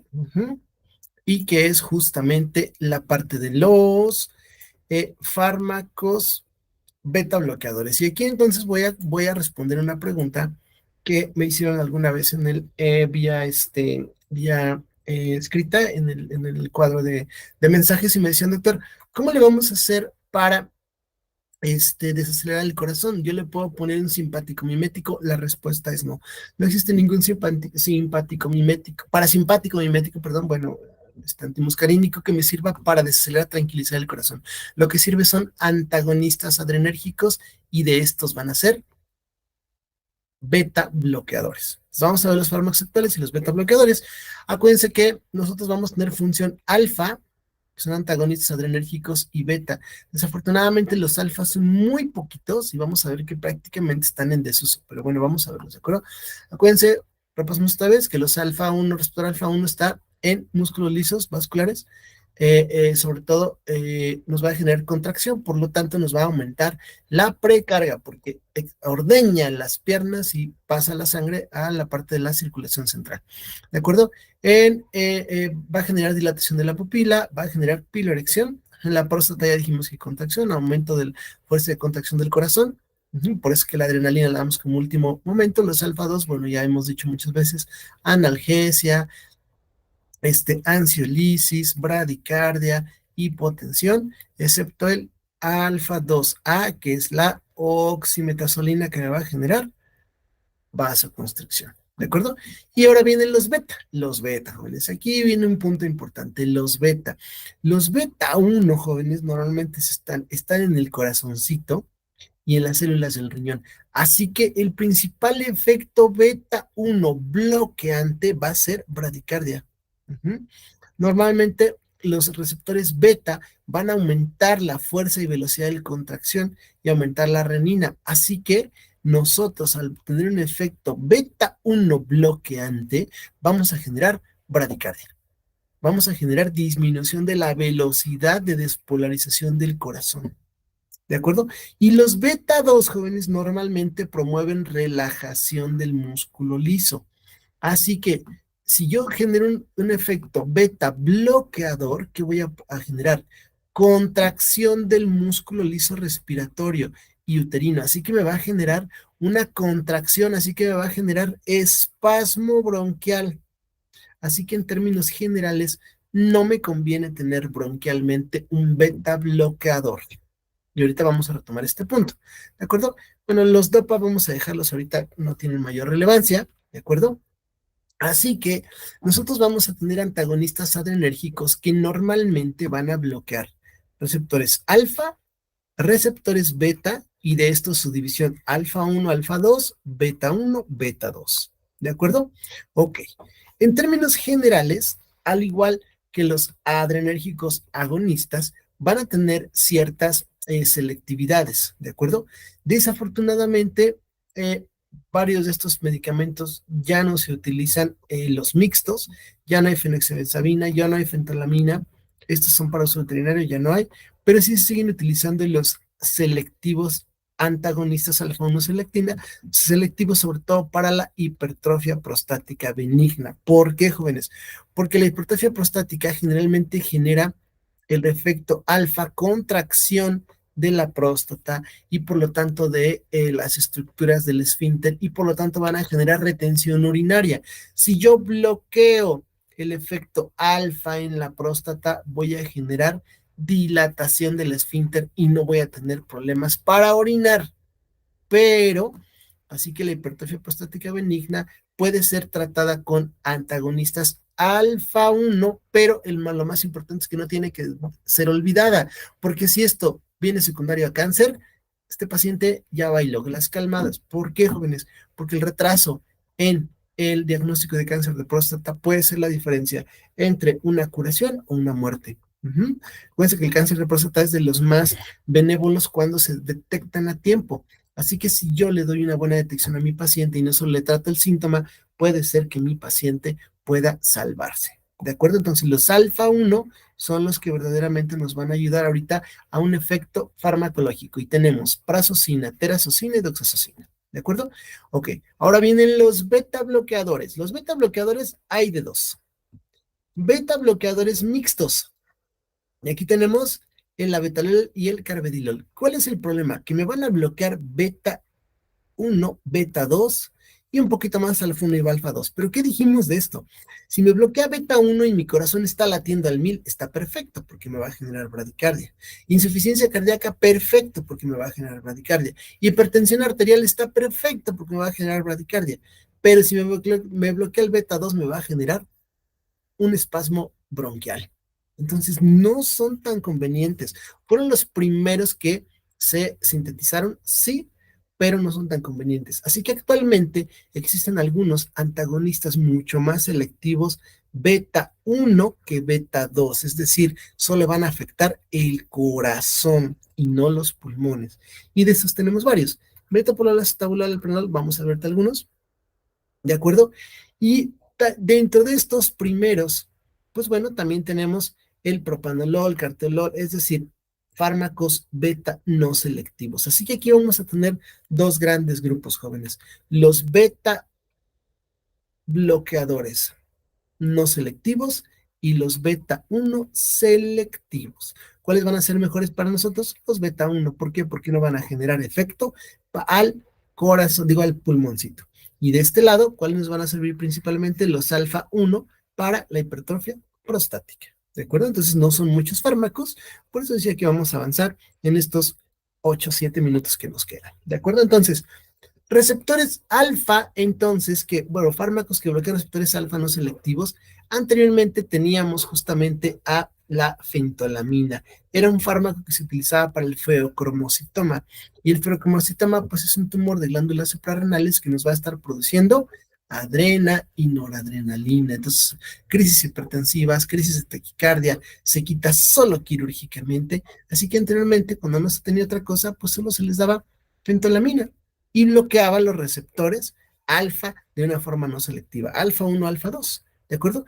Después hubo algunos ya selectivos de estos, y se empezaron a utilizar prazosina, terazosina, doxazosina, y uno de los usos, ya lo dijimos, hipertrofia prostática benigna, pero también el alfa 1, jóvenes, acuérdense que está en los vasos sanguíneos, así que nos ayudaba o nos sigue ayudando mucho para la hipertensión arterial. ¿De acuerdo? Son dos usos que vamos a tener. Los beta están utilizados en la actualidad en hipertensión, claro, beta bloqueadores, cardiopatía isquémica para disminuir el gasto cardíaco, arritmias, cuando son taquiarritmias, glaucoma. Algunos de estos nos van a ayudar para el glaucoma porque como son beta bloqueadores, van a favorecer la disminución de la presión intraocular. ¿De acuerdo? Trastornos endocrinológicos y neurológicos prácticamente ya no se usan, incluso se hablaba del tratamiento del Parkinson. La verdad es que no funcionan para eso, así que vamos ahorita a olvidarnos de esto. ¿De acuerdo? Entonces, las utilidades solamente van a ser feocromocitoma, que desafortunadamente ya no tenemos estos, hipertensión, hipertrofia prostática benigna y alteraciones del corazón que requieran enlentecer al corazón, ¿vale? ¿De acuerdo? Que no lo dejemos irse como loco, ¿no? Latiendo como loco. Entonces, de los bloqueadores alfa, jóvenes, solo por cultura general, el prototipo pues justamente era la fentolamina, de aquí había un derivado que era la fenoxibenzamina y que bloqueaba, como vemos aquí, la fenoxibenzamina un poquito más los alfa 1 que los alfa 2. Desafortunadamente, ahorita no están ya a la venta, especialmente para el tratamiento del feocromocitoma, pero de aquí nacieron otros dos, la prazosina, que puede ser un antihipertensivo o tratamiento de la próstata, de hipertrofia prostática, de los síntomas de hipertrofia prostática, y la tamsulosina, ¿de acuerdo? Alfa 1 bloqueantes principalmente. Entonces nos podemos quedar con este y con este, ¿de acuerdo? Este fenoxibenzamina era muy bueno porque era un bloqueo irreversible de alfa 1, alfa 2, vida media larga, pero obviamente si me bloqueaba alfa, ¿qué voy a tener? Hipotensión ortostática, me iba a hipotensar, pues de repente me iba a quitar el tono de esos vasos que me mantenían la sangre dentro del corazón. Ahora se va a ir a las piernas, así que había no solo a las piernas, sino a todos lados que se bloqueara ese efecto vasoconstrictor, así que había congestión nasal, había taquicardia refleja, inhibición de la eyaculación, nada. Luego su derivado, la fentolamina, era un bloqueo reversible. Esta era la diferencia, que era reversible, irreversible, este ya no se usa, así que podemos olvidarlos, jóvenes. No hay, desafortunadamente. Los que sí hay son estos: prazosina, alfa 1, terazosina, alfa 1, doxazosina, alfa 1. Todos son antagonistas reversibles selectivos de alfa 1, jóvenes. Así que todos nos sirven para el caso de la hipertensión arterial y los síntomas obstructivos urinarios de la hipertrofia prostática benigna. Repetimos, los síntomas obstructivos permite que el paciente no acumule orina porque relaja el esfínter, pero no es el tratamiento de la hipertrofia prostática. Habrá que estudiar al paciente, ¿de acuerdo? Entonces, ¿cuáles van a ser los efectos? Bueno, pues el paciente va a tener hipotensión. Va a disminuir la presión arterial porque disminuye la resistencia vascular periférica. No van a generar taquicardia refleja, eso es algo muy bueno. Te controla la presión sin generarte taquicardia y relaja el músculo liso de la próstata, por lo tanto te permite orinar. Acuérdense ustedes que la hipertrofia prostática, el principal síntoma porque el paciente de repente empieza es con obstrucción urinaria. ¿Y cuál es la diferencia, jóvenes? Muy fácil. Prazosina dura 2 a 3 horas. Terazocina hasta 12 horas y doxazocina de larga duración. Así que si yo quisiera tratar a un paciente hipertenso, ajá, y además con síntomas obstructivos de, presión, de próstata, pues a lo mejor le puedo dar seguramente una doxazocina asociado a su tratamiento antihipertensivo. ¿De acuerdo? O de repente a veces se descubren las dos a la par. Bueno, puedo empezar con uno y veo si el paciente va a tener o tiene en determinado momento este buen control de la presión. En un paciente no hipertenso, ¿cuál es el principal efecto, jóvenes? Pues la hipotensión ortostática. ¿Por qué? Pues porque el paciente se vasodilata y entonces voy a tener hipotensión ortostática. ¿De acuerdo? La biodisponibilidad, miren, 50% de la prazosina, es decir, solo se absorbe el 50%. Esto nos da muy buena seguridad, elevada y moderada. Moderada estamos hablando del 70%. Así que a lo mejor el más seguro de una acción más tranquilita pudiera ser la prazosina. ¿En qué me puede ayudar? Pues en aquel paciente que solamente tiene, vaya, que a lo mejor está en un momento de estrés, doctor, en el trabajo es donde no puedo orinar, me cuesta mucho trabajo, llego a mi casa en la noche, me relajo, santo remedio. Ah, bueno, perfecto, a lo mejor le puedo dar una prazosina, que el efecto le va a durar 6, 8 horas, dosis única en las mañanas sin problema, en lo que se estudia la próstata y se resuelve quirúrgicamente. No, todo el tiempo ya no puedo. Ah, bueno, a lo mejor terazocina cada 12 horas o doxazocina cada 24 horas. Hay otro adicional en el mercado, después vamos a hablar, que es la tamsulosina, que es actualmente el medicamento de elección, que también es de una vida media prolongada de 22, 24 horas. ¿De acuerdo? Vamos a tomarlo, tamsulosina. ¿De acuerdo? Entonces, ¿nos puede ayudar para los dos? Sí. En pacientes normotensos, el problema es que nos va a generar hipotensión ortostática, pues te vasodilata. En un hipertenso te va a controlar tu presión arterial. Y entonces la tamsulosina, decimos actualmente, es el de elecciones, el de moda, el más grande, pero este es un bloqueo alfa-1 competitivo, alfa-1A y alfa-1D. Esto lo que hace que tenga un poquito más de potencia. Ajá, la vida media es de 15 horas, pero el efecto dura 24. Ajá. El problema es que pues tiende a generar hipotensión ortostática por ser más potente, ¿de acuerdo? Entonces, no hay ningún problema con el paciente hipertenso. Cuando el paciente es hipotenso, bueno, es normotenso, hay que decirle que tome bastante líquido. ¿Para qué? Pues para que esta no sea un efecto importante. O bien le pueden dar sus gotitas de azúcar. Uh-huh. Ok, también hay el riesgo del síndrome del iris flácido. ¿Por qué, jóvenes? Este receptor alfa también, acuérdense que en cirugía de cataratas, volvemos a lo mismo, cuando se fijan aquí, ajá, en el cristalino, cuando cambian el cristalino por un lente intraocular, por una catarata, también puede generar el mismo efecto que la atropina. Entonces, relajando este músculo, puede generar un iris flácido, así que habrá que evitarlo en cirugía de cataratas y cambiarlo. ¿De acuerdo? Es el tratamiento de elección, se da cada 24 horas. ¿De acuerdo? Del resto, bueno, existen otros, ¿no? La alfusocina, ajá, se vida cortita, pero el problema de este es que tenía un riesgo de prolongar el QT, entonces ya no está tan buen uso. Hay unos más selectivos nuevos, tampoco, y hay otros jóvenes que no vamos a tocar en este momento, porque caen dentro de antipsicóticos, la clorpromacina, el aripiprazol, la trazodona, que tienen efectos antipsicóticos y que tienen efectos bloqueantes alfa. Y otros que verdaderamente son de uso mecánico, podemos olvidarnos, ¿no? Prácticamente nos podemos quedar con los anteriores. ¿De acuerdo? Y para terminar esta clase, en un minuto, quiero nada más presentarles estos que necesito que se lo aprendan de memoria, jóvenes. Esto sí va de memoria, les voy a dejar una mnemotecnia, pero va de memoria. Dijimos que había beta bloqueadores que no eran selectivos. Tenemos prototipo propanolol, ¿m? Timolol, este lo vamos a ver porque este es oftálmico, ajá, alprenolol. Los que son selectivos, prototipo metoprolol, que son selectivos beta 1, bisoprolol, atenolol. El esmolol es intravenoso, los vamos a ver con más calma. Beta 2 no tienen efecto clínico importante porque dijimos que nos van a generar broncoespasmo, para que un broncoespasmo, y algunos que tienen efecto alfa 1 y beta bloqueante, que pueden entonces mejorar la insuficiencia cardíaca. Ajá. Y de esto tenemos el prototipo, el carvedilol, aunque también está el levibolol. Entonces, ¿qué va a hacer? Va a generar un efecto hipotensor y un efecto bradicardizante.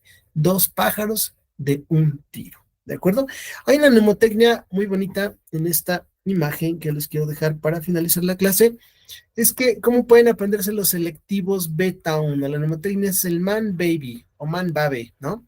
Los receptores beta 1, los fármacos beta 1 selectivos, man baby, M, metoprolol, A, atenolol, N, nebivolol, B, bisoprolol, A, acetabulol, B, betoxalol y E, esmolol. De estos cuales me tengo que aprender, perdón, de estos cuales me tengo que poner con mayor, ¿cómo se llama? Importancia, ¿no? Nebivolol, ¿no? Ajá, que es este de aquí, porque este también tiene efecto alfa 1 bloqueante. Y el esmolol, ¿dónde está este esmolol? Porque es intravenoso. ¿De acuerdo? Entonces, con esta, dicen las canciones, con esta me despido, jóvenes, son 6:17, tomamos 12 minutos más para decirles que esto tiene que ser de memoria. Nos vemos mañana en esta clase. Vamos mañana a terminar todo lo que son beta bloqueadores, que la verdad es que no es mucho, y continuamos con el siguiente tema. ¿Dudas, preguntas? Doctor, muchas gracias. Muy bien, si no fuera así, pues entonces damos por terminada la clase. Muchísimas gracias y nos vemos el día de mañana. Gracias, doctor. Hasta luego.